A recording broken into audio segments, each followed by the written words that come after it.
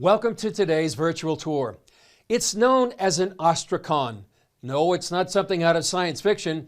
It's a piece of history from the time of King David. And this Hebrew inscription may shed light on biblical history. Take a look.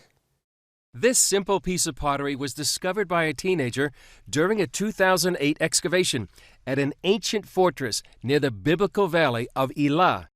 The fascination with this discovery is the rare inscription that dates to the 10th or 11th century BC, or about the time of King David.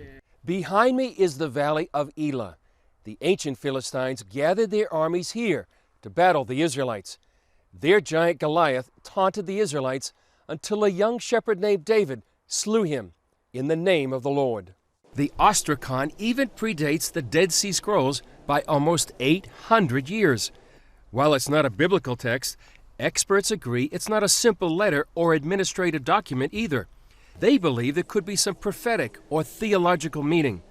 The trapezoid-shaped pottery piece contains 5 lines of text written in ink.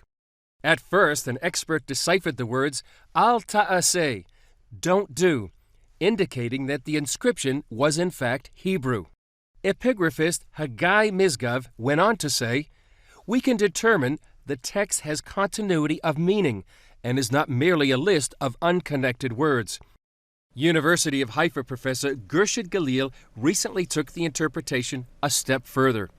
He says he recognized a biblical significance from the second line. It sounds very much like the prophecies of Isaiah.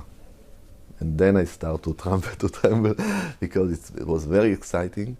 And then I look at the other letters and I saw that this is the most reasonable possibility to read this. Galil believes the text says, you shall not do it, but worship the Lord. Judge the slave and the widow. Judge the orphan and the stranger. Plead for the infant. Plead for the poor and the widow.